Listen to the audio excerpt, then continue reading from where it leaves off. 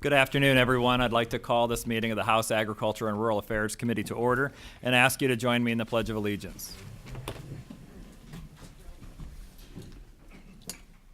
I pledge allegiance to the flag of the United States of America and to the republic for which it stands, one nation, under God, indivisible, with liberty and justice for all.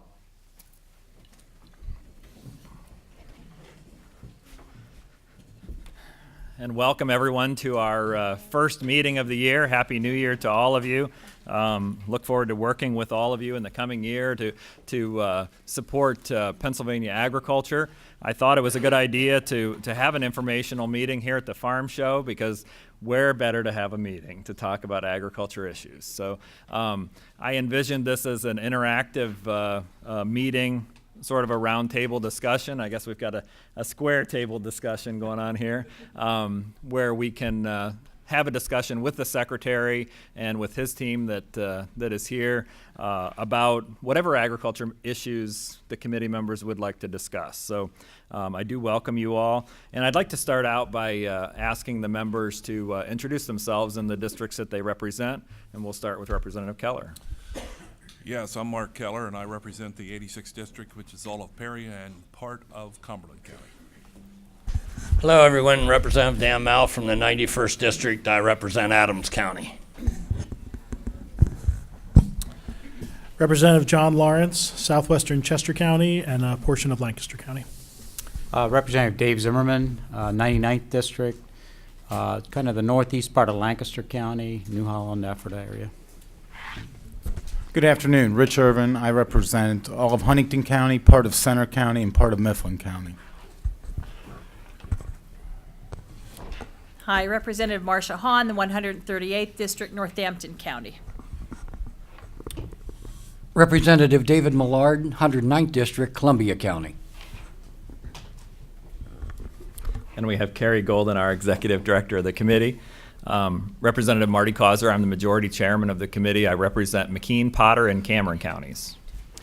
Good afternoon, everyone. Representative Eddie Day Pashinsky, Luzerne County, Minority Chair.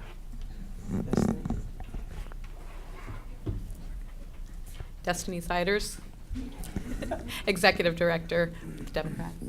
Pam Delisio, I represent the 194th, parts of Philadelphia and Montgomery counties. Pam Snyder, I represent the 50th District, all of Greene County, parts of Washington, parts of Fayette, and I am newly appointed to the Ag Committee. This is my first meeting, and I'm very happy to be here. Live on a third-generation family farm, so I'm all about agriculture. Thank you. State Representative Mark Gillen from Berks and Lancaster County, gentleman farmer, have two girls competing in sheep this year. Representative Russ Diamond, Eastern and Northern Lebanon County, home of world-famous Bologna products and poultry. State Representative Karen Boback, and I represent House District 117, which is Luzerne, Lackawanna, and all of Wyoming counties.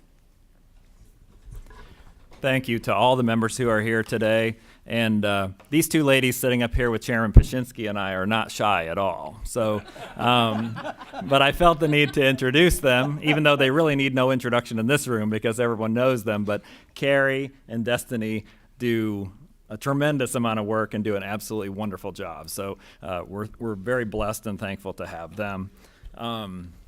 Before I turn to the secretary, I wanted to offer Chairman Pashinsky the opportunity to make opening comments.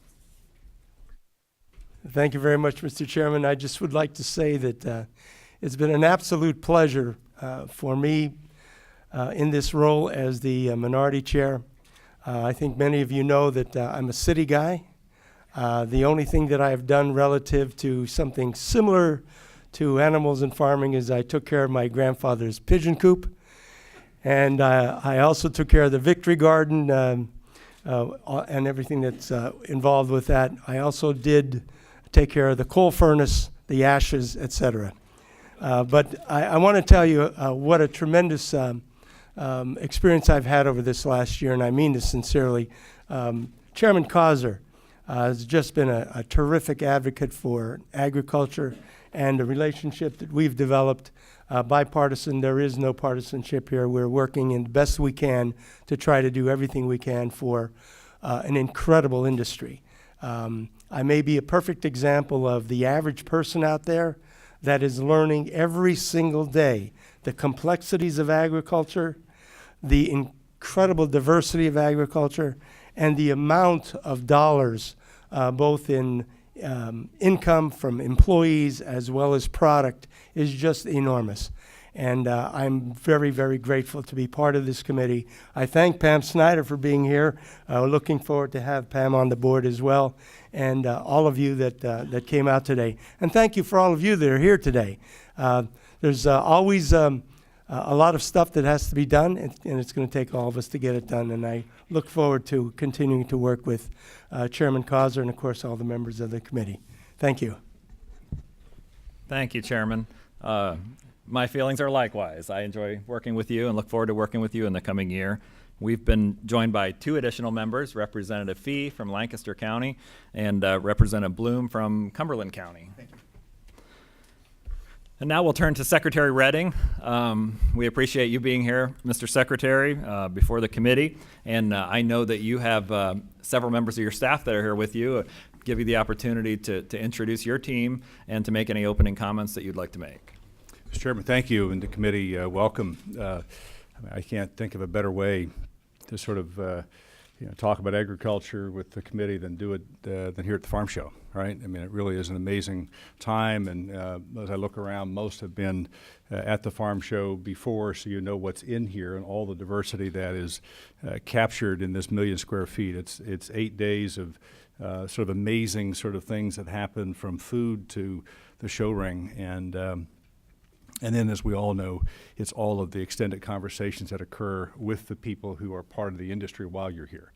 And that is with you as well. So thank you very much for bringing the committee to the Farm Show and hosting this conversation about ag issues with us here. So we're very proud of this show. We have a theme this year, strength in our diversity. And as I've said many times, I mean, every venue you're in is another demonstration of that diversity. And I just listened to the districts here and the committee. You represent all diverse areas of Pennsylvania, and you put them all together, and you get this amazing sort of commonwealth, but you get this amazing industry called ag, right? And that is what you represent and what we have the privilege of putting on display here through the week in January. So thanks for doing that. We do have some members here. I don't have the benefit of seeing them without turning around, but just want to I'll introduce the team and the PDA team, and we have some extended staff members here who are our leaders in different areas based on the questions you may have with their animal health or plant related. We'll introduce them. We have Michael Smith, Executive Deputy Secretary for the Department of Agriculture, Greg Hostetter, Deputy Secretary for the Department, Fred Strathmeyer as one of our Deputy Secretaries, and Cheryl Cook here as a Deputy Secretary. Kelly O'Donnell is our Policy Director. Jonathan Hendrickson is our Legislative Director for the Department. The folks who are my sort of assistants, the folks who you hear and you get the benefit of their voice and responses. We have Nicole Macron, who is my assistant, and we have Natalie Crack as well as an executive assistant. So if you're around there, just wave, team. From in the animal health, and I say this all the time, that the folks in the department are extraordinary public servants, and each of you understand well enough sort of the issues that traffic through your own offices about the issues of food and agriculture, things germane to the department. And on the receiving end of that are some people who are just extraordinary. A few of those are here today. Dr. Wolfgang, who is our director of the Bureau of Animal Health. He happens to be our state veterinarian and, of course, directs the Animal Health Commission as well. Dr. Brightbill, the assistant director of the Bureau of Animal Health, as well, is here. Dr. Ruth Welliver, who is our director of the Bureau of Plant Industry. And we can go on, and topically, if you don't mind, as we get to them, we'll introduce the others who are here. But pleased to be here. I look forward to the conversation. We can go a lot of different directions on this, but I'll take your lead and the committee members here. Things you want to talk about, issues of concern, where we want to focus. I'll take your guidance there, okay? But thank you. Thank you, Mr. Secretary, and your team has been great to work with, so I appreciate all that your folks do. Thank you. And we also have a senator here with us who is a good friend and an advocate for Pennsylvania agriculture and represents most of northwestern Pennsylvania, Senator Scott Hutchinson. So thank you for coming, Scott. There's so many agriculture issues that we could discuss, and in fact, this is a committee that discusses a wide variety of issues, being the Agriculture and Rural Affairs Committee.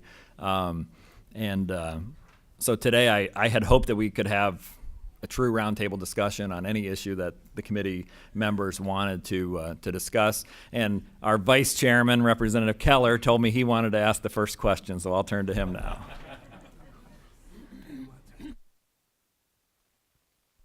Thank you, Mr. Chairman. I really appreciate that. I may have to run out at about 4 o'clock. I have an appointment. But anyhow, Secretary, thank you so much for the job you do in showcasing agriculture here in Pennsylvania, and especially today, as we see here at the Farm Show. Boy, I don't know how you do it. You know, it's an awful long week, and I just want to commend you on being there and representing agriculture in Pennsylvania. I think it's great. I'm a firm believer that we all should step outside of the box and make sure that John Q. Public actually knows what agriculture can do and does. And you know, a lot of times the farming community is a silent community, but it's time that they step out, and I think that we're doing that, and we should continue to kind of toot our own horns. And one of the things that I want to bring out that you didn't speak about, but I think is very, very important, is the fact that our labs are accredited here in Pennsylvania, and you know, I'd like for you to speak to that. And also, near and dear to my heart is ag science. And of course, yesterday you indicated at the midwinter convention about something, and if we could hear a little bit more on that, so that the public would know exactly where we're headed with that and what's taking place. Yeah. Mr. Keller, thank you. So I bought the week-long pass. Right? So you can do the same. I mean, we'll get you a week pass here. All right. Yeah, a lot of good things going on, and thank you for acknowledging that. You know, as you've heard me say during our budget hearings and throughout the year of priorities, we do a lot of things. But at the end of the day, you know, protecting the public health and safety is A on that list, right? I love doing this kind of stuff, and love our fairs, and love, you know, things that are fun to do and raise the public profile of agriculture in our communities and the importance of that economically. But all of that is for naught if you fail on protecting the public health and safety. So the laboratory system we have in the state has been built over time, generally for the department, but again, specifically, I think around the animal health side is something unique, and maybe Dr. Wolfgang would like to come up and spend just a few minutes talking about the success that we've had and the recent reaccreditation that occurred, and explain a little bit about what that new designation by the U.S. Department of Agriculture means for Pennsylvania, because I think it will appear in conversations around things like the high-path avian influenza. But for those who are around the table, you know that we have a unique laboratory system in the state. I don't know if there's another one in the country that connects our land-grant University of Penn State with our veterinary medical school and our Department of Agriculture. It's a tripartite arrangement, and that is intentional because it allows for both the comprehensive approach to animal health and diagnostics, but it also provides some redundancy, and that was really important for purposes of protecting our animal ag, is to have more than one lab that can perform that particular function. And two, it gives you redundancy in terms of the credentials and the expertise necessary for that to occur. So, Dr. Wolfgang, why don't you talk a little bit about if there's anything I missed you want to say on the lab, but also the accreditation and then a new designation for. So, helps to put it on. Thank you. Good afternoon. Very briefly, this past summer in June, the American Association of Veterinary Laboratory Diagnosticians, it's a national organization, has OIE representation and international recognition, but it's the organization that sort of certifies labs across the nation, and then their certification is carried around the world. So that visit by 3 distinguished scientists from around the country came to Pennsylvania, visit all 3 labs, and then they write a report, basically validating the work that the lab does over the last several years. And then there's a lot of time and effort goes into that, and then once they're accredited for a period of time. So the laboratory's got the maximum accreditation for the maximum length of time. So full accreditation for 5 years. And so Representative Keller alluded to that. So that happened in June. They also, the Secretary mentioned about the National Animal Health Laboratory Network, which is sort of a peer-to-peer group. There's 14 laboratories in the nation that support the national lab, which is in Ames, Iowa.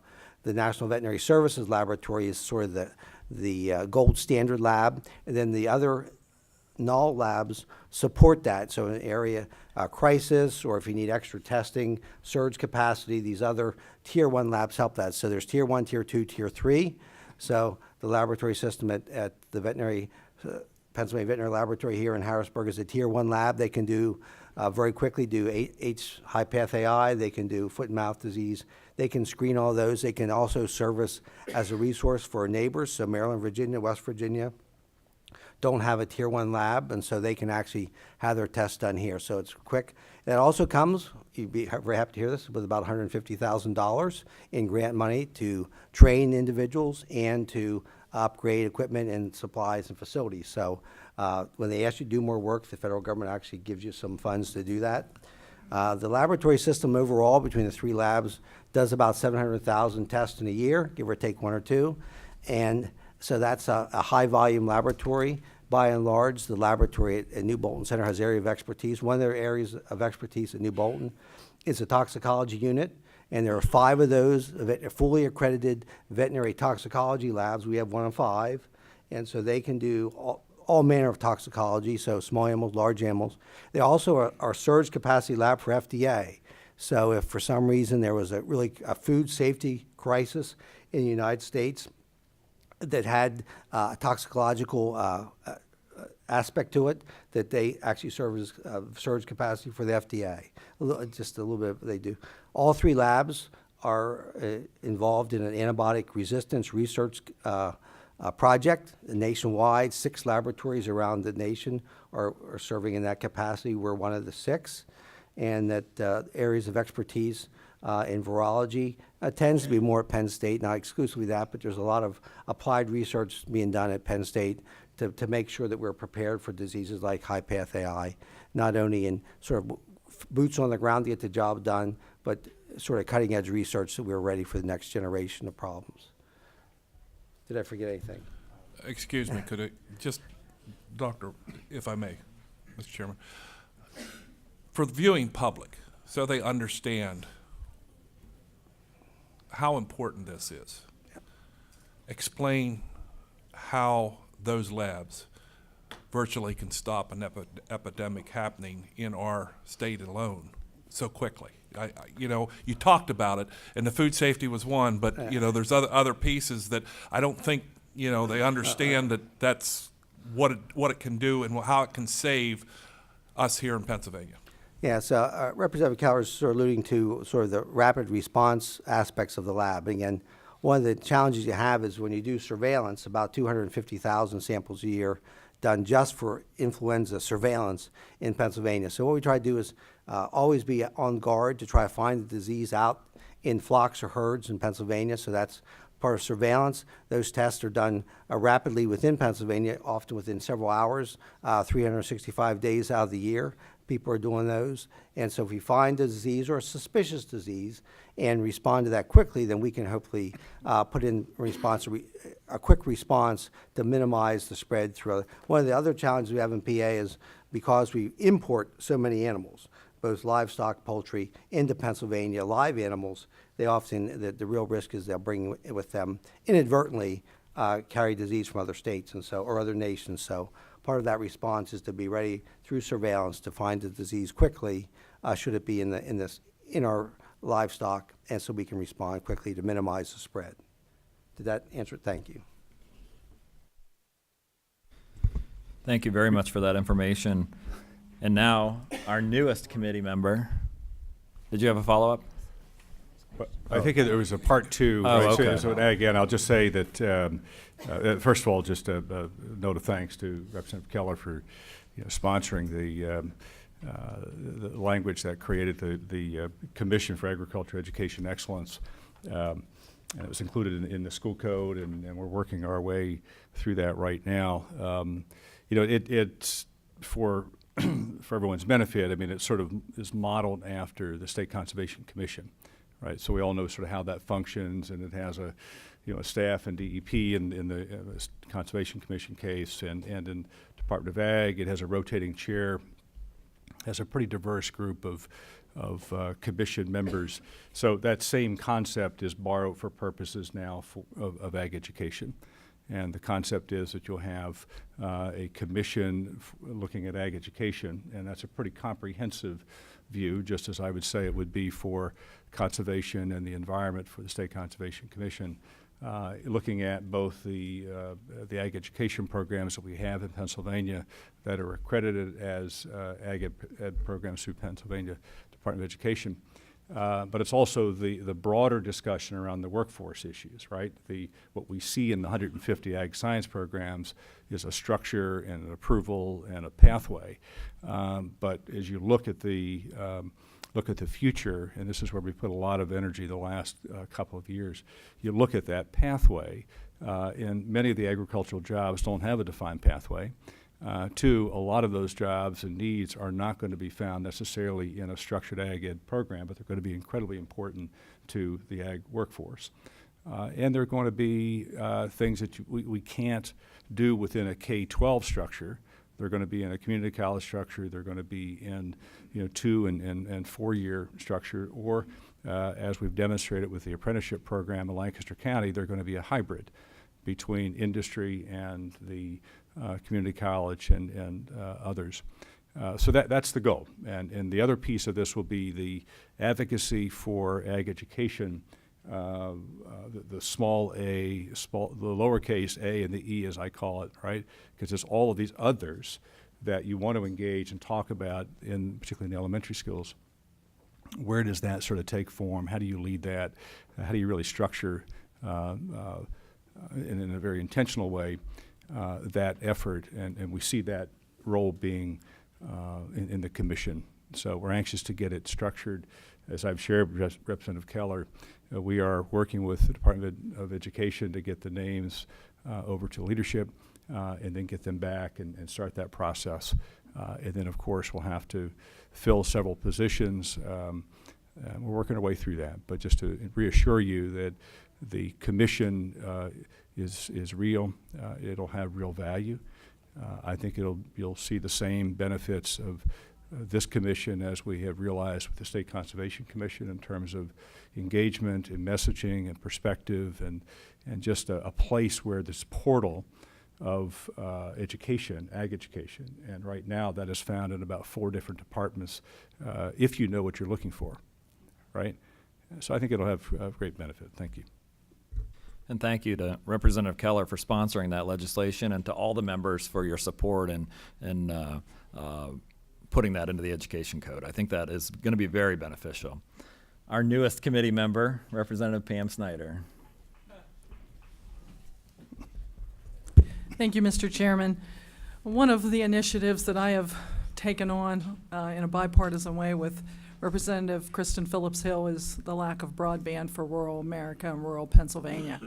And I know farming has become very technological for a lot of people in the agricultural industry, and I was hoping maybe you could update us on what the department's doing. I know the governor has zeroed in on this, and I was hoping you'd give the committee members and the public an update on where we're going with making sure rural Pennsylvania has the same access as urban Pennsylvania to broadband. Yeah, first of all, welcome to the committee. It's great to have you on the committee and the perspective of Southwest PA. You know, the broadband, it's hard to step into any conversation because you bump into this question of access right across Pennsylvania. So it's good. It's a good topic. It is a key issue in terms of economic opportunity for rural Pennsylvania.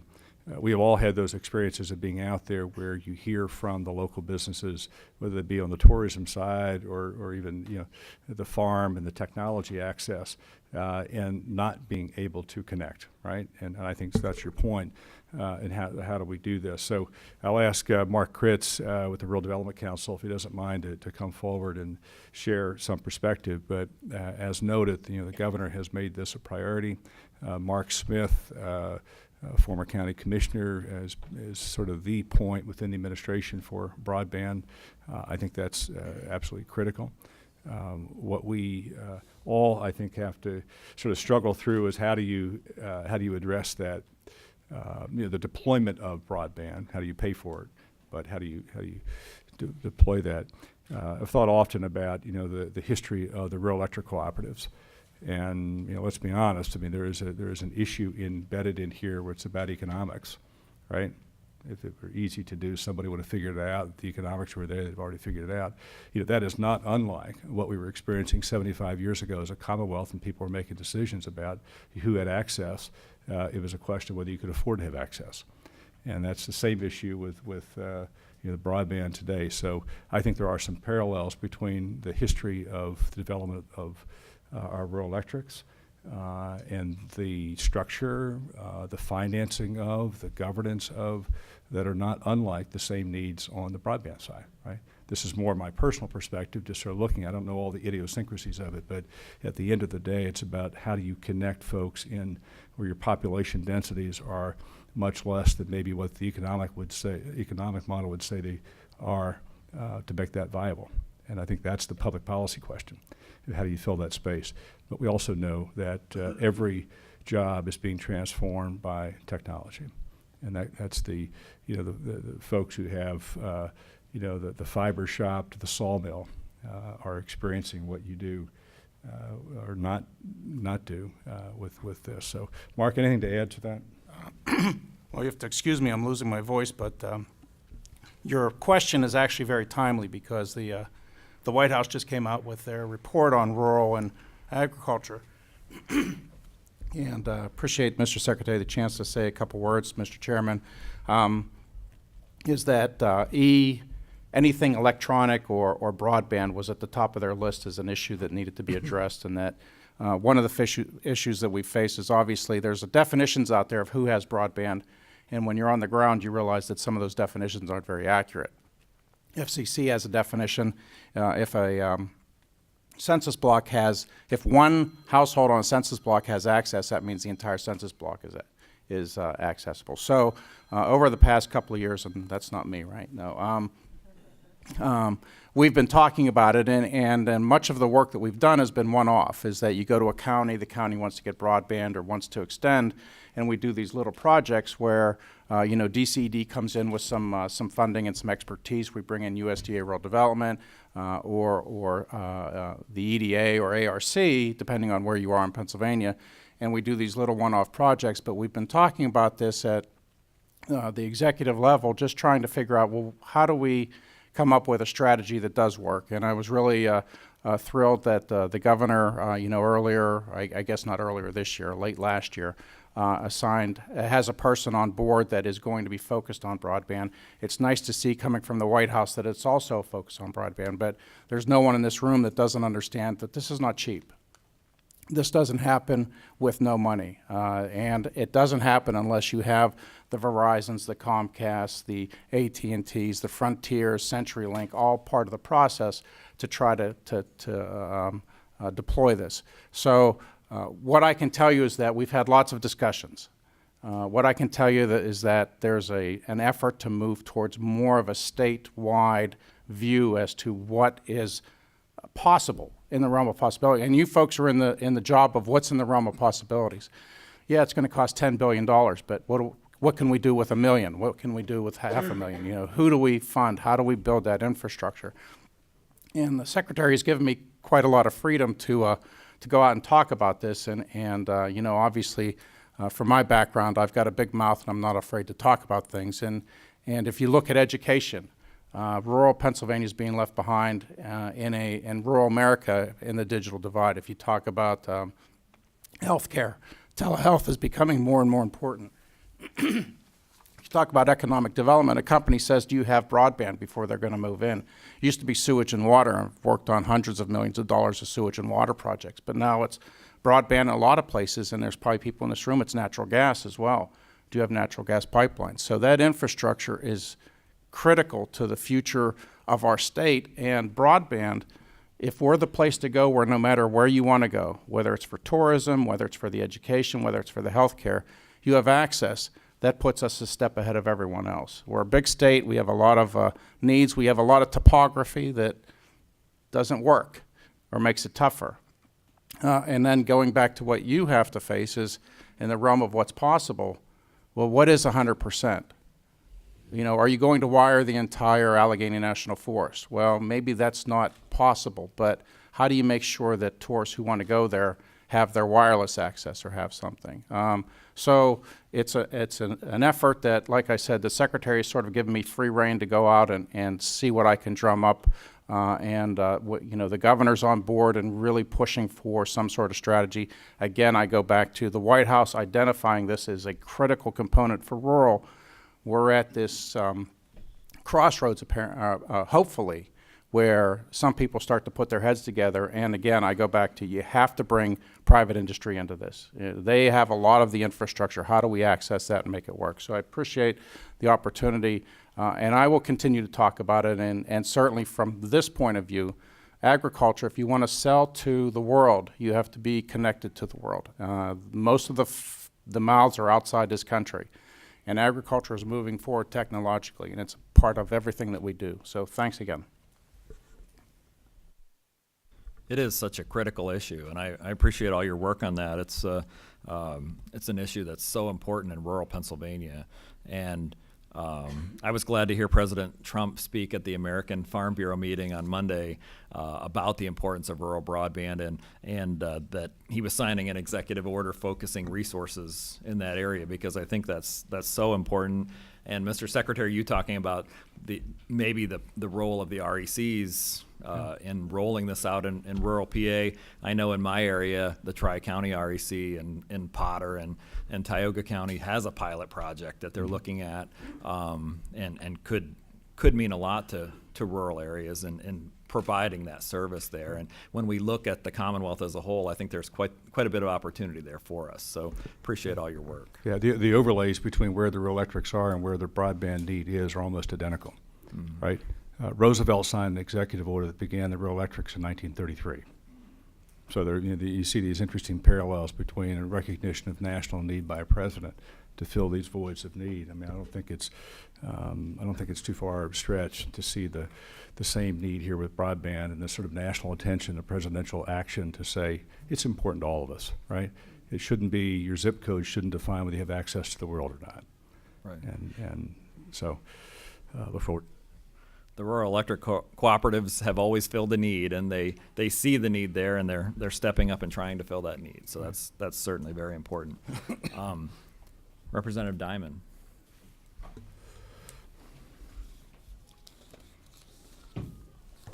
Thank you, Mr. Chairman, and thank you, Mr. Secretary, for joining us today. It's fitting that the theme for the Farm Show this year is strength through diversity. And one of the things, thanks to unanimous votes on this committee, its Senate counterpart, the full House, the full Senate, and the governor's signature that we've done to bring some diversity to Pennsylvania is to reintroduce industrial hemp. We completed the first year under the Industrial Hemp Research Act, and we're on to the second year. I know that some of the activists who were in favor of hemp were a little disappointed with the speed of the rollout in the first year, but I understand that we need to walk or crawl before we walk and walk before we run. However, I am pleased that, at least from the information you've given me previously, that instead of going from crawl to walk, we're going from crawl to a very, very brisk walk. So if you could just, for the public's consumption, tell us, give us the department's overview of how the first year went, what the department's doing to expand for the second year, and some of the problems that we may have run to, some of the successes, and where we look to take industrial hemp for the future of Pennsylvania. Yeah, thank you, Representative Diamond, and to the committee, and particularly Representative Diamond for your leadership on this.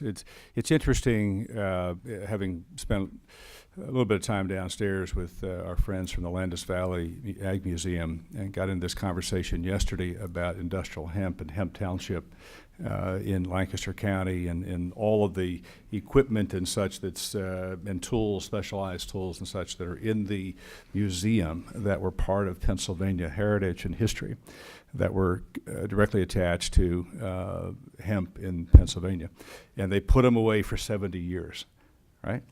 So we've lost 70 years. So you think about that. If we did that with any of our genetics, livestock genetics, or you did it with, any of our plant genetics, and you simply said, we'll pull it out of the closet 70 years later, you see what you would have, right?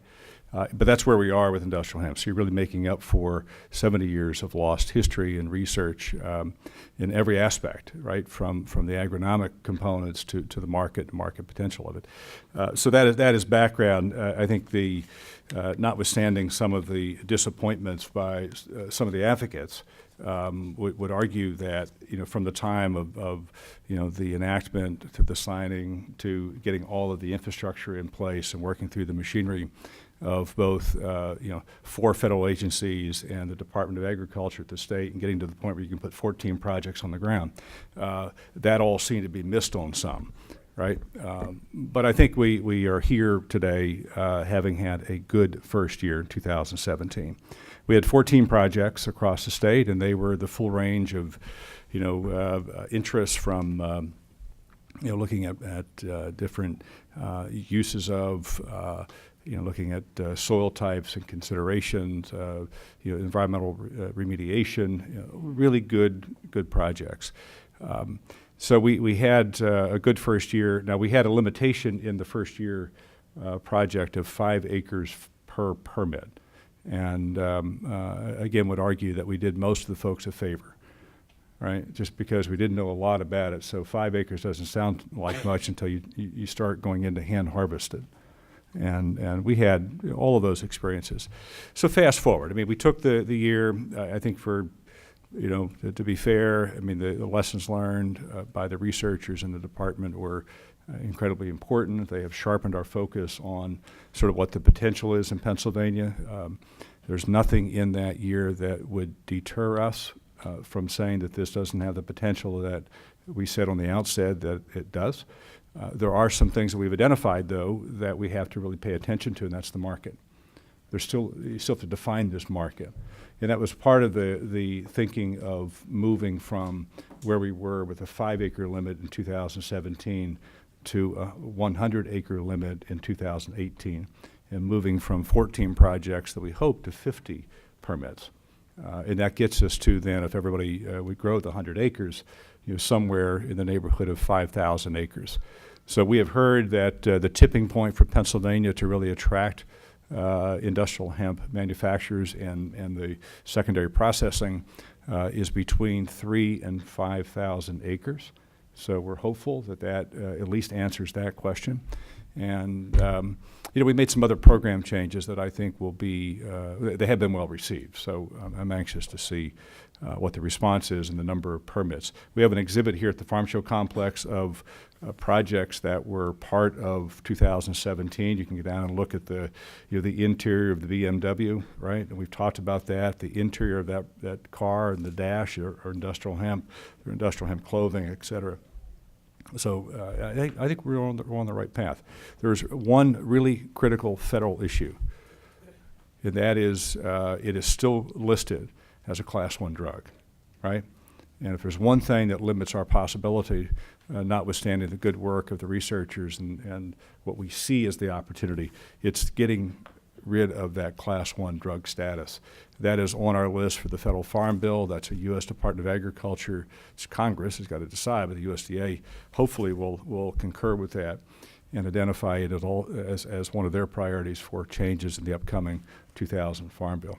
We had the chairman of the House Ag Committee, along with G.T. Thompson and our representatives here on Saturday for a hearing, and the timelines that they were talking about were, to have a 2018 Farm Bill in 2018. So we're going to keep working at that. But that's the one issue as I look forward that we've bumped into more frequently than anything else, is having it listed as a Class 1 drug because of the limitations that the Drug Enforcement Administration attaches to Class 1 drugs.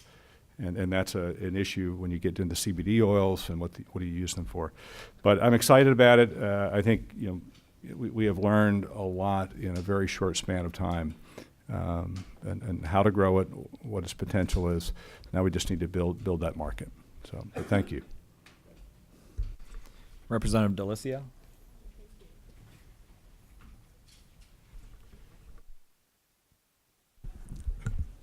Thank you, Mr. Chairman. Mr. Secretary, I learn so much when I come to the farm show.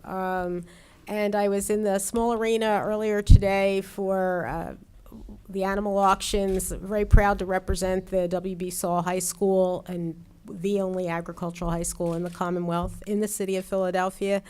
And somebody I was chatting with in the arena mentioned to me, was educating me on how rabbits were now part of the sale and how all of this works, but she brought up an interesting point, and I committed to bring that up here at today's meeting since it was an open discussion, was that we have producers of meat rabbit and we have those who are users, lots of restaurants, particularly in metropolitan areas like Philadelphia, but there are no processors, if I understood it correctly, of any scale in the Commonwealth. And she was not sure if that was due to a regulatory issue that prevents that from happening, or if it was simply a supply and demand type of issue, that nobody has undertaken that because there doesn't seem to be enough demand in order to go down that path. Can you, and so in fact, they're processed outside of the state and brought in when we do have restaurants who have now been oriented toward PA preferred, and are they using PA preferred products? And apparently that's not possible in that realm. So I don't know if you know anything about this off the top of your head, but I found that to be an interesting topic and thought I'd bring it up. Yeah, well, like you, I learned a lot at the farm show. Yeah. Every conversation, I say this, I think I know it, and then there's another conversation that brings another dimension or element to the conversation. It's like, I didn't think about that. A couple of points. One, we're pleased to have the meat rabbits in that sale. It's something they have desired for several years, and of course they have a very nice rabbit show here at the Pennsylvania Farm Show, but they've never been part of that Tuesday sale of champions. And apparently garnered quite a sale price, comparatively speaking, so I'm told. It was beyond expectation and then some, so. Yeah, it was really encouraging. They have wanted the Farm Show Commission and the Department of Ag to do something about that for a long time, as Representative Keller knows. But just to say, it was nice this year to have that realized. Maybe Dr. Wolfgang has some additional perspective here. I'll just say, just because I don't know of any regulatory issue at the state level that limits that. I think it really is this question of supply and demand, and not unlike what we have seen for small processors, whether that be for poultry or goats or sheep even. We've had some real limitations there. I don't know of a state limitation. I may be corrected on that. But I guess I would say that if there's a need there, some conversation, among the rabbit breeders as to what that looks like. I know of at least one processor sort of up the river, but that's it. I don't know of another one in Pennsylvania who does rabbits.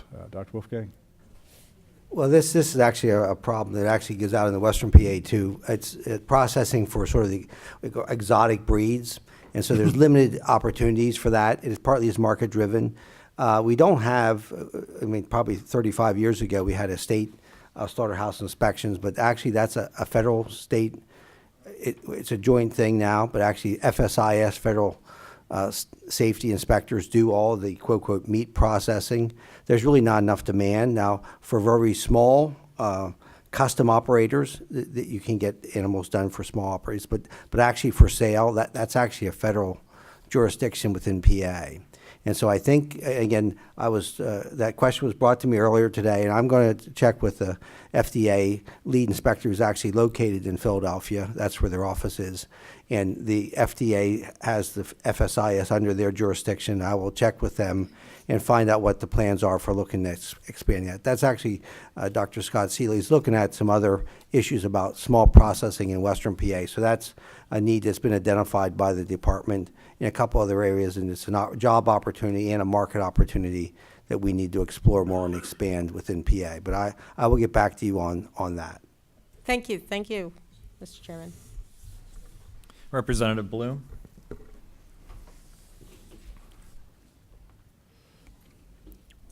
Thank you, Mr. Chairman, and thank you, Mr. Secretary. I always appreciate being at Farm Show and seeing the young people that are around, the FFA students, the 4-H participants, and I've always used Farm Show as an opportunity to try to encourage them in what they're doing to pursue a career in agriculture. I found myself yesterday standing underneath a poster at the Penn State Ag Sciences booth that said, "Where can a degree from Penn State Ag Sciences take you?" And as an alum of Penn State, I graduated back in '83 from the College of Agriculture with a degree in agricultural economics and rural sociology. It took me ultimately into law school, practicing law, working with a lot of farmers, doing land use work, business planning, estate planning, so they could keep the family farm in the family, and then ultimately to election to the State House and serving for the past 7 years here on the Agriculture and Rural Affairs Committee, working on legislation like the PA Preferred Act and the bill that ended the death tax on family farms. And I was kind of struck by, wow, where can a degree from Penn State Ag Sciences take you? I hadn't really reflected on it that way until yesterday, just pondering. And my question for you is, we see these kids around. Hopefully there's some young people watching here on PCN or wherever else this may be shown. Can you talk about, in your experience as Ag Secretary, and I know you've served a long time, a couple different tenures in this role, and also working in your collegiate capacity, talk about a little bit for young people in particular, what are some of the options? It doesn't have to be a Penn State Ag Sciences degree, but an Ag Sciences degree. Where can that take a young person today? What are some of the opportunities that are out there, and why do we need young people to pursue those? It's a great question and perfect sort of backdrop to the Farm Show, because it's what we want to do is obviously educate but also inspire.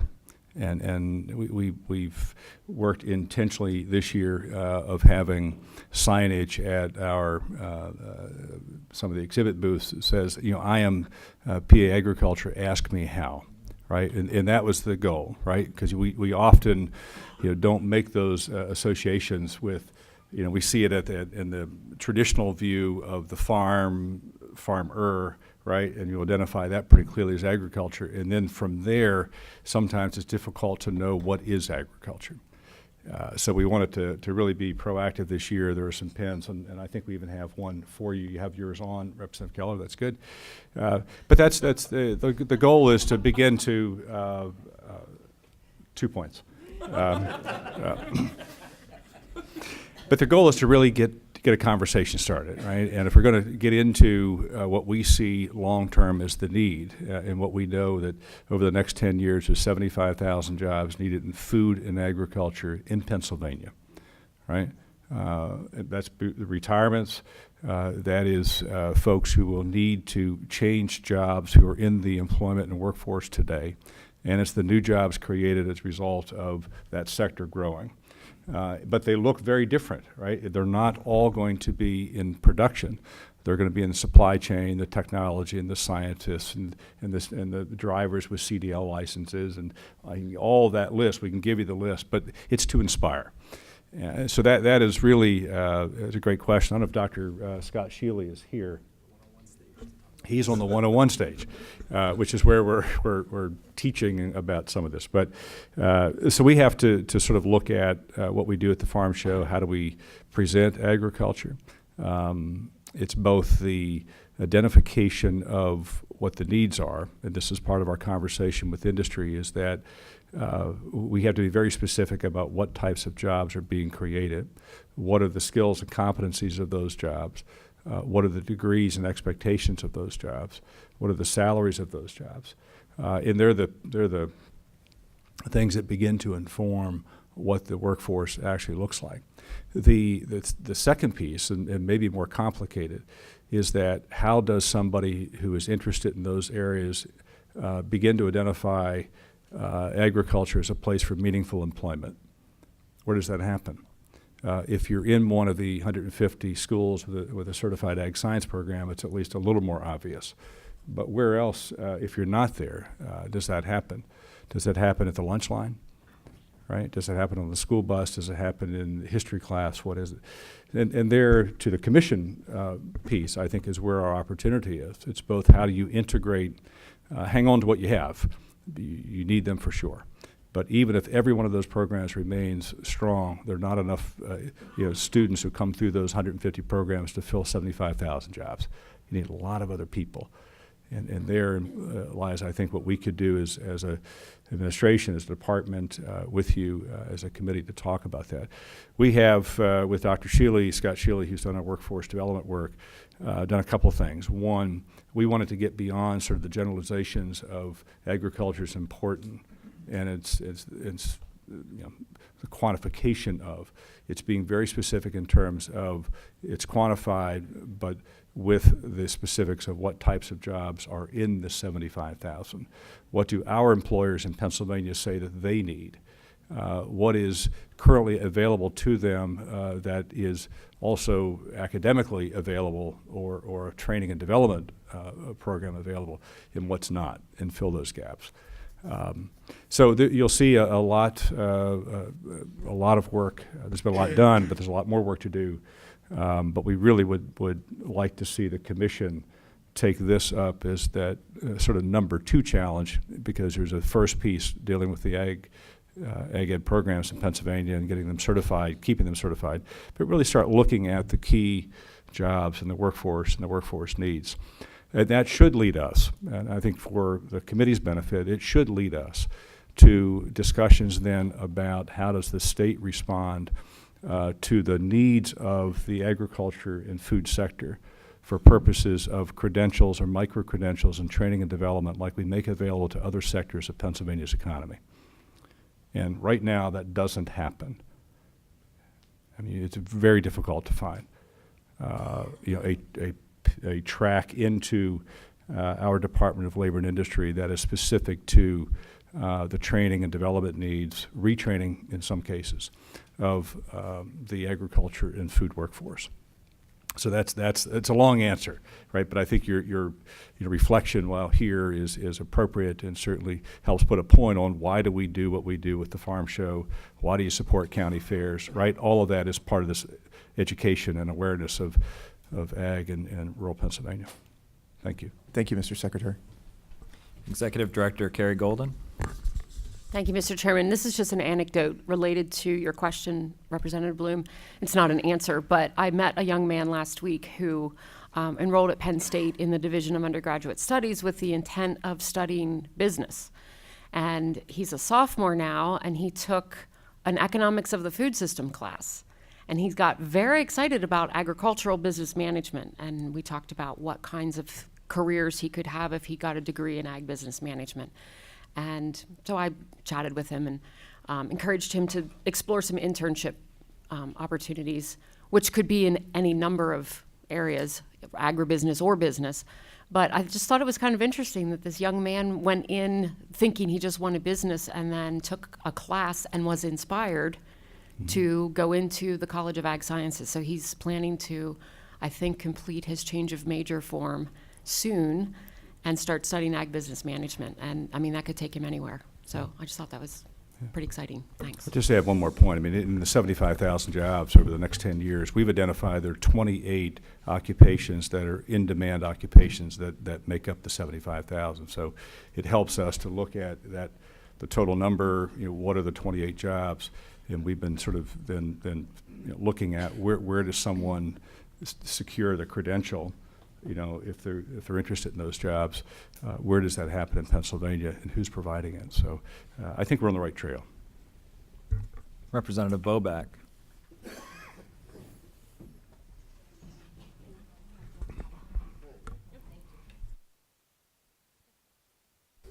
Thank you, Mr. Chairman. Secretary Redding, how does the Department of Ag intertwine itself with other departments, for example, with chronic waste disease or the spotted lanternfly? This is a big issue where I live, especially with the chronic waste disease, because now my concern is that it's starting to infiltrate itself into the food source. I mean, the deer, it's a big sport in Pennsylvania, deer hunting. So what's the guarantee that one of the deer is not in fact infected?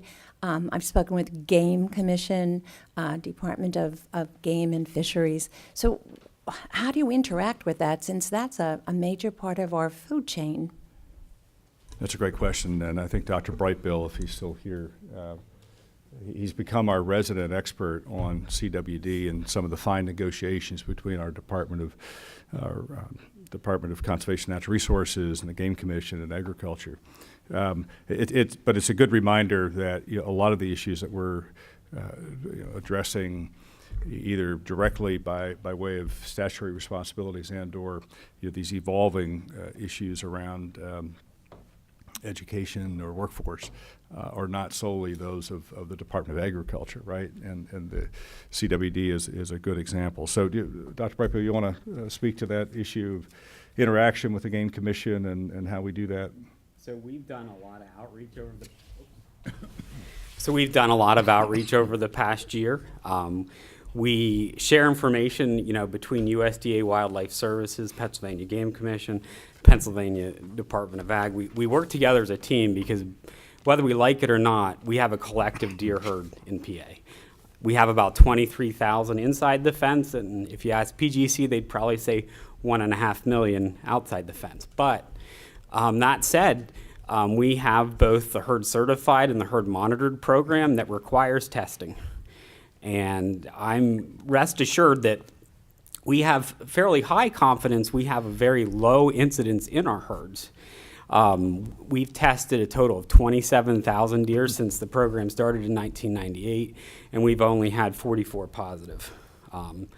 We recently depopulated our herd in Bedford County that contained, unfortunately, 27 of those deer. We are trying to coordinate some of our regulations so they dovetail with Pennsylvania Game Commission, because whether we like to admit it or not, there are joint risks. High-risk parts, whether they come off a game farm or they come out of a state forest in the DMA, present similar risks. So we're working, in step with PDFA. We have Glenn Dice here, who's president of the Pennsylvania Deer Farmers Association, with Pennsylvania Game Commission and USDA Wildlife Services to try to make progress. So, and the last thing I'd like to comment is there's a lot of misinformation out there. There is no evidence, no evidence that CWD poses a human health risk.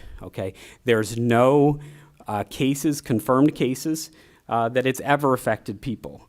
I think we need to stick with the facts, and there's a lot of ongoing studies, but at this point, if we scare people into thinking that there is risk that's really not present, it could really have a devastating effect on the entire deer population.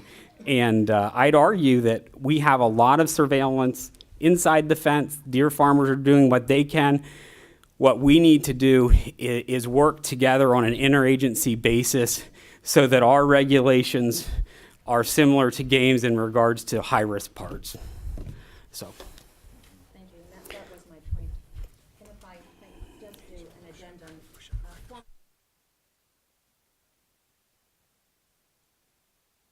Most of us have to go into the mobile ag units that come to our school systems. Now, usually it's elementary school to start to get their appetite wet for ag. My feeling is let's think about taking it now into the high schools.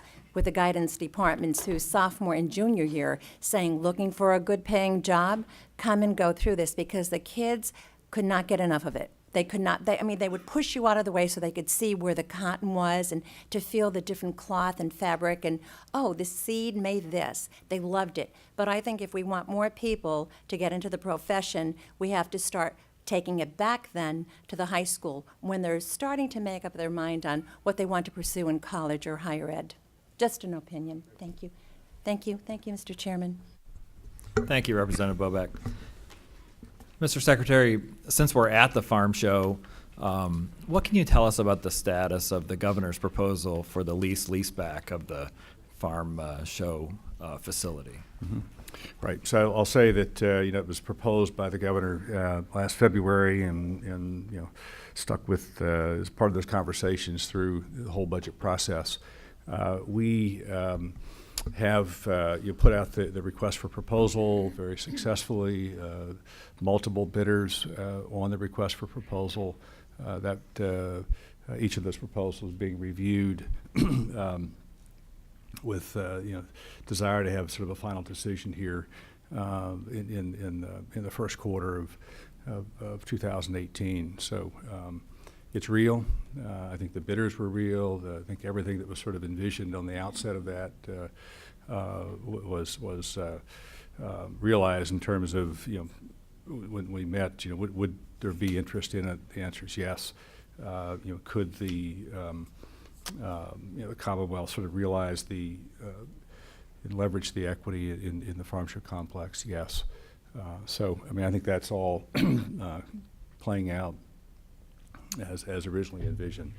So you believe the governor does intend to award one of those bidders the first quarter of 2018? Yes. And has there been discussion with the State Farm Products Show Commission about that, about the RFPs, or what the path forward? Right. So on the very front side, we had briefed the Farm Show Commission on what we were planning to do in the timeline.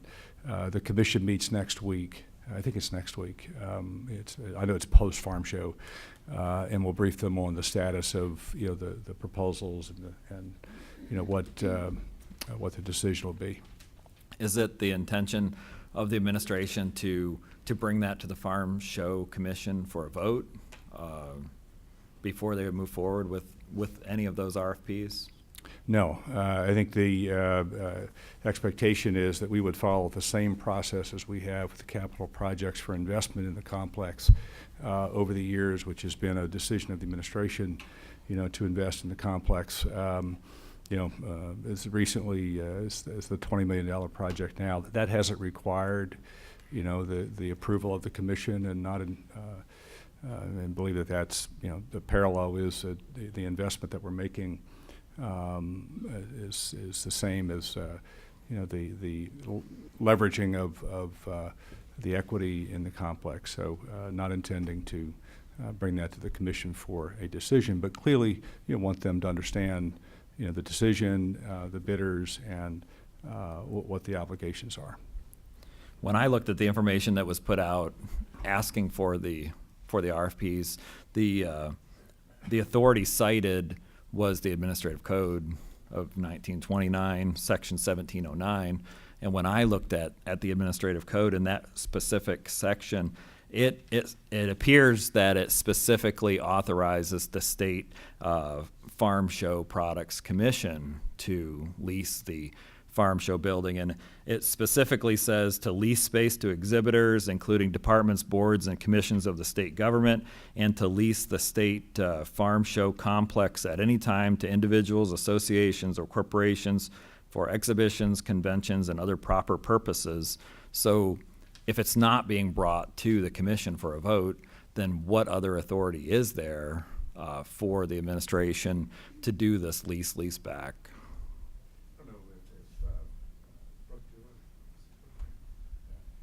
Sorry, mic off. I think this has been a point of discussion, for some time. I would just say, the legal opinions are that it's not required. So I mean, we could pick that conversation up, I think, with the councils, but there are several views on whether there's a requirement, as noted there in the administrative code, for that to be approved by, required to be approved by the commission or not. It's concerning to me because there has not been very much information provided on the topic as a whole. I think we've learned more through the media than we have from the administration. And then to read that section of the administrative code, it looks like it's clear to me that it would have to be brought to that commission for a vote. But as I said, it's concerning to me to hear that it's not being brought to that commission. So then that leads me to wonder, what is the legislative authority for the administration to go ahead and lease the facility? You know, are we headed down a slippery slope where we may be leasing many things in Commonwealth government, and it all circles back to what is the legislative authority to be able to do that. Yeah. So I know that was a pretty active conversation during the budget season, and I think there were several views on the legal requirements, legal authority for the administration, the department, the commission, and who sort of has the final authority to approve such a financing arrangement. So be glad to follow up with you, Mr. Chairman, on that. I appreciate any information you can provide, and I know that if you talk to 2 lawyers, you can get 3 opinions. Yeah. Right. So, but it's concerning, and I would appreciate more information if you could provide it. We will. Thank you. Representative Zimmerman.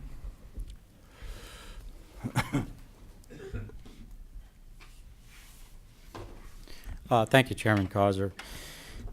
So before I ask the question, I understand, Pam, there was a goat sold today for $7,000, which might be a record breaker here at Farm Show. Wow. So I wondered, how does that compare to a meat rabbit? Would that be similar to? Okay. Okay. There you go. Good. Not sure, Mark. So, Secretary, my question revolves around permitting. And we still hear of so many of our farmers trying to get a building permit for an addition to a dairy barn or a poultry house, and still taking 18 months or 2 years or longer. And when we look at the dairy sector, for example, that is one of the most challenging sectors in agriculture today. And the word on the street is that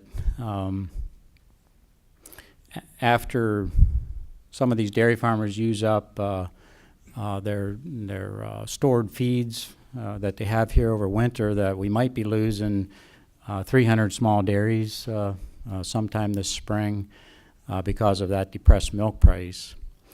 And then, on top of the permitting issue, we have, the cost of ongoing regulation, and it seems like we continue to add regulations, whether it's on the conservation side, whether it's on, you name it.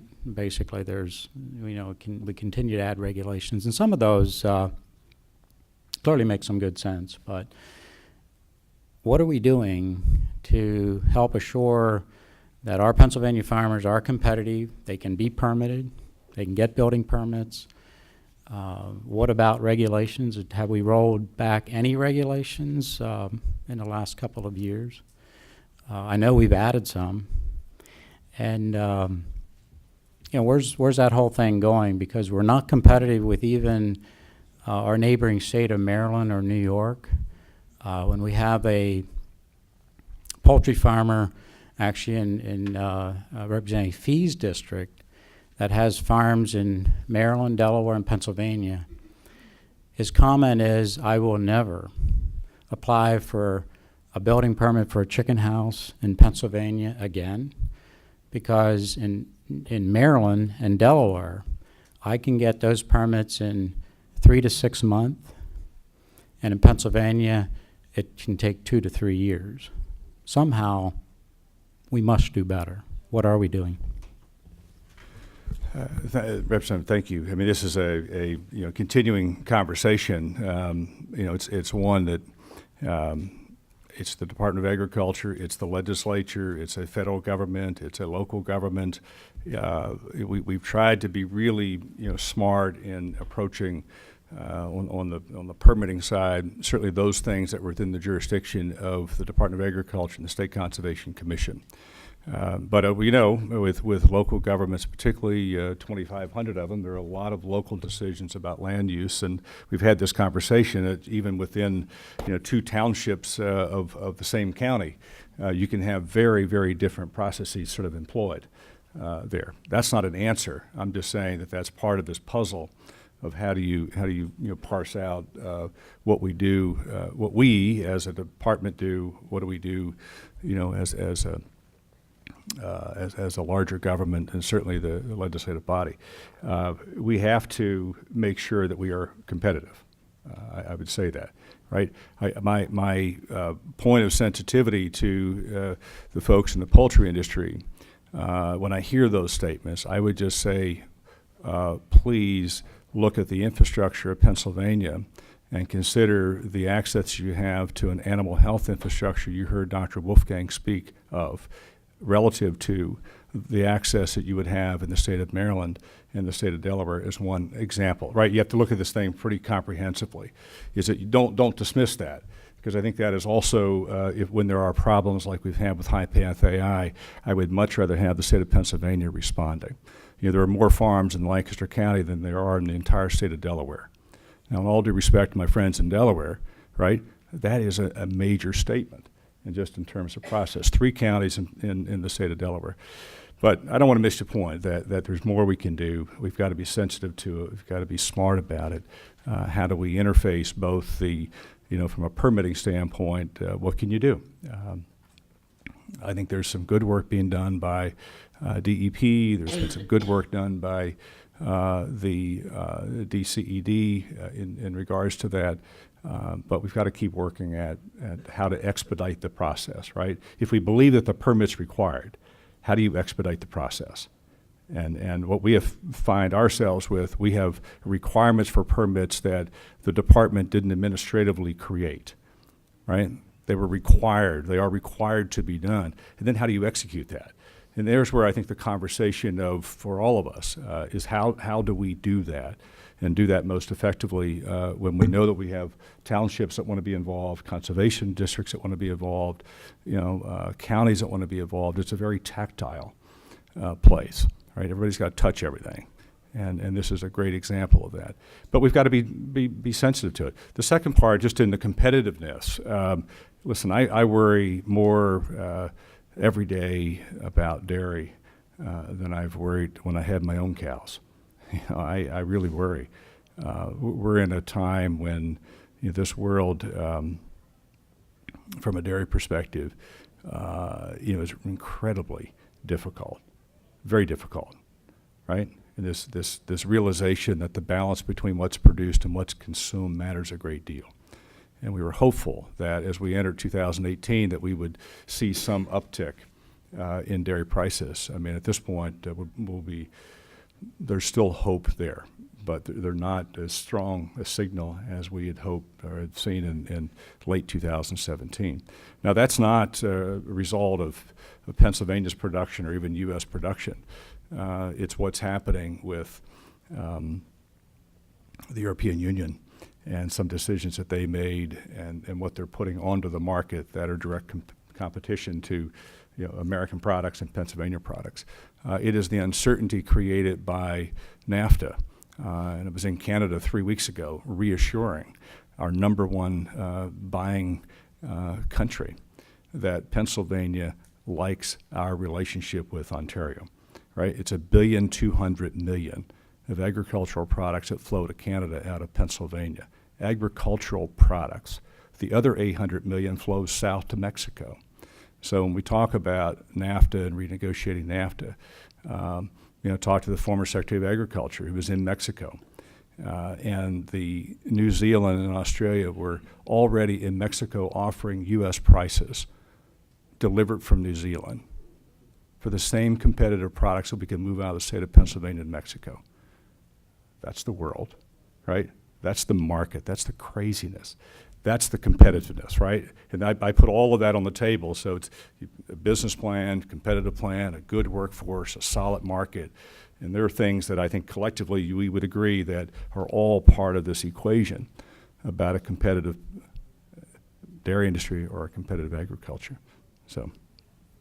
Yeah, I appreciate that, and you're right. I mean, there's, the dairy industry is really in dire straits. The whole idea of finding a way to permit sooner and also roll back regulations, I think we're going to have to do if we're going to be competitive.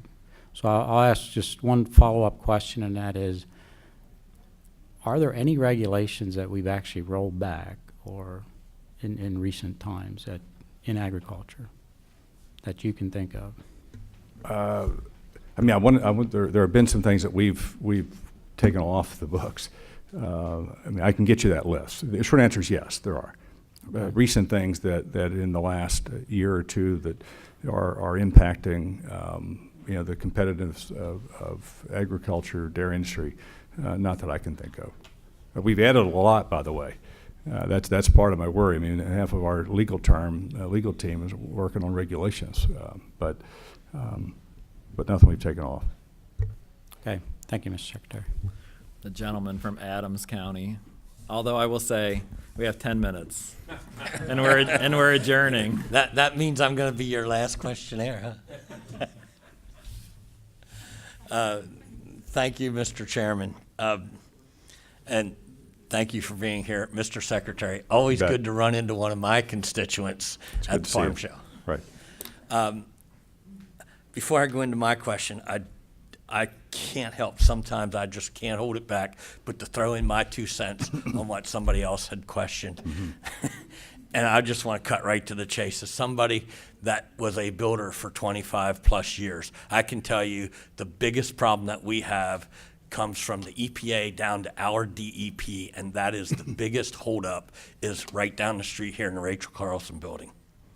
When you have to wait years to get something permitted, only to find out that now you've got a permit, but something else, some other regulation that you didn't even know existed has now stopped that, and they come out and put a stop work order on your development, and you wait another 6 months. These people these bureaucrats that work in these big buildings that nobody ever elected, nobody knows their name, don't see your loss in revenue or what it's costing you to have that money sitting there and tied up. They don't care. And it's really quite obvious, and that is why people don't build chicken barns and poultry barns and dairy barns in Pennsylvania anymore. That problem exists right down the street at the Rachel Carlson building. I just had to throw that out there. My question is this, and I'm going to put you on the spot a little bit.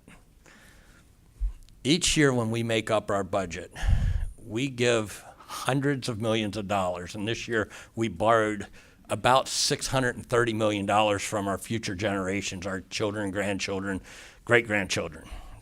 My grandchildren that aren't even born yet, we borrowed this money from them to give to 5 schools in Pennsylvania. Pitt, Penn State, Lincoln, Temple, and Penn, if I'm not mistaken. And Penn State does get more than any other, and probably rightfully so. They are our only land grant university I know of that's based on the agricultural sciences in Pennsylvania. Now we're staring straight in the face in Pennsylvania here at a shortage of large animal vets. But yet we only have one school that offers a program in the veterinary sciences, and that would be Penn. With all the money that we dump into schools like Penn State, would you be willing to actually encourage a startup program at maybe Penn State for the agriculture science or for the veterinary sciences, since we are going to have a shortage of vets, especially large animal coming here in the not too distant future, and given the fact that we give them hundreds of millions of dollars every year? I mean, it's a pretty valid question, and someone that knows their way around dairy, you know the need for what I'm talking about. Would you be willing to encourage Penn State to maybe take a step in that direction?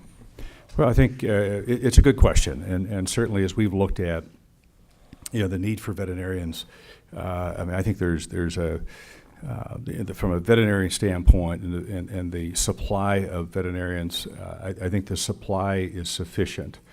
That I believe that. I think there's a question of whether you have sufficient sort of large animal vets or small animal vets, but I like the University of Pennsylvania Vet School approach is because they require every one of the vet students to have, a New Bolton Center experience on large animal. I think the opportunity, though, is with Penn State is this. I think the issue of the vet tech programs and those folks who are in support of the veterinarians is a real need in Pennsylvania. I think that need is real, and that's an area that we continue to see an opportunity in. And long term, the opportunities that we have in Pennsylvania to look at One Health, right, to really take a pretty comprehensive view of the health of humans and animals. 70% of the new diseases, emerging diseases, are zoonotic. So the relationship between a veterinary school and a medical school, I think, is a real opportunity. So therein lies a chance, I think, to put two great institutions together. I don't see a need for a second vet school or a supply of vets. I don't see that. That's not what we have witnessed across the state. There are areas, and making a distinction, there are areas that don't have access to a veterinarian, but that's an economic model. And that's a greater challenge when you get into it's about the number of farms and number of animals. So Western PA is one of those great examples where the model's different, the agriculture's different. But I think we've got a sufficient supply. I don't want to miss your point that an opportunity to bring together different institutions that we invest in. Is there a way to address some of the larger public policy needs around health by way of what we fund and support? Okay, I hear you. But again, I guess this might go back to the chicken and the egg thing. And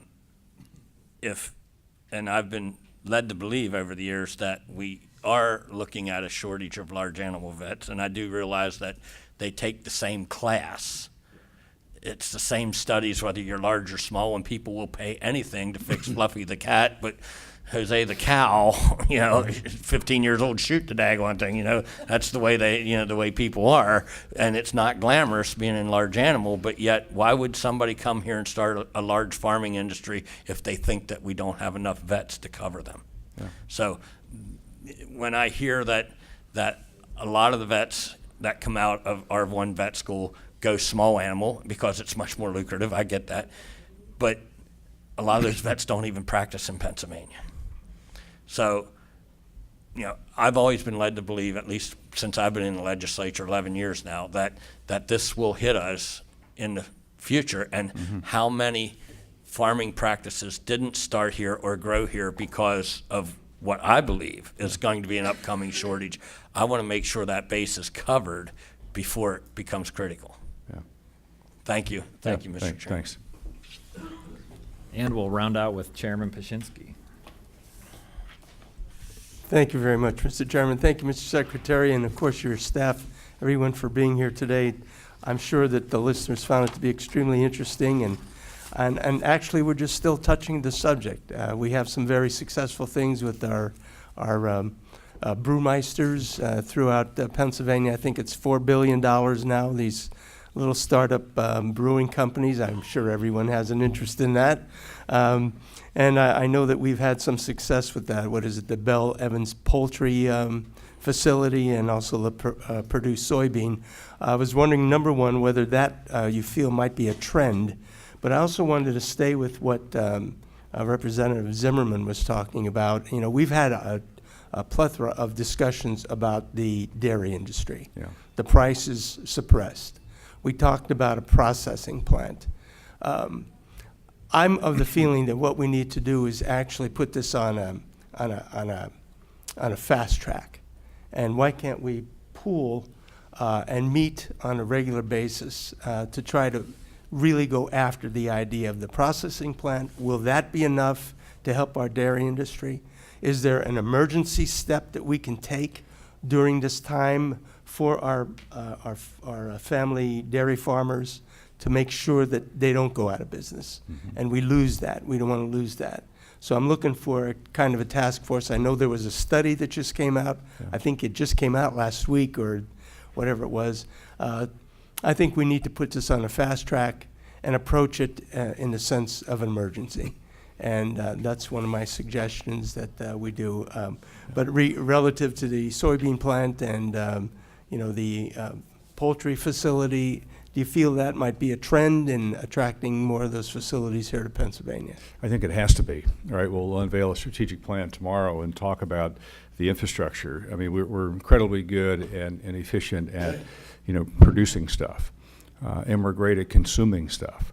The question is, are we processing stuff, sufficiently? And I think, that's the question in between that, even in the dairy study identified that it's not a question of production or consumption. There are consumption trend issues to deal with, but in terms of Pennsylvania's competitiveness is to look at additional capacity relative to the products that are in demand or in the growth categories like cheese and some of the specialty items. That is an area that I think as a department, as a Commonwealth, we really have to be front and center about. Been some very, very good conversations over the last sort of 6 months, trying to identify the Pennsylvania processors and where are they expanding. I had a conversation last week with a firm that has made a decision to go to Michigan, and because of the partnership that was formed in a three-way partnership to build a cheese plant in Michigan. And it was interesting in that conversation some of the concerns that were expressed to me about the narrative coming out of Pennsylvania relative to dairy. And it's one of those issues that I just sort of in the back of my mind am now particularly sensitive to how the world is viewing where they invest, right? And it's not about us being competitive. It's about what we have said about our own industry. And I think that's a point for all of us to be very sensitive that the folks who are investing have options. But we really need to look at, by each category, I think what Scott Seckler has done with Bell and Evans and the transformation of the poultry industry and the very competitive nature of that. Is a great model. The Purdue experience, again, very positive. Our goal 7 years ago when that plant was proposed was to grow the soybean industry in Pennsylvania. Over 7 years, we've added 150,000 acres of soybeans. So I think that's happened. But looking at these sectors, and to your point, Mr. Chairman, is looking specifically at what do we do to sort of anchor those processors here, right? How do you do that? What do we do to make sure that happens? That's a conversation with DCED and our governor's action team. And I think as we enter this phase of the next couple of years, a conversation about the economic incentives and the resources available to those companies. And that could be workforce and the traditional economic incentives, but really being intentional about agricultural product production and processing here in the state. Has to be sort of the focus, I think, for the department in the years to come. Okay. Thank you, Mr. Secretary. Mr. Chairman, thank you very much for giving me that opportunity, and I would like to see whether we couldn't do another round and discuss those issues a little bit more clearly. I want to see exactly what the difference is between the local ordinances and whatever the state regs are, too.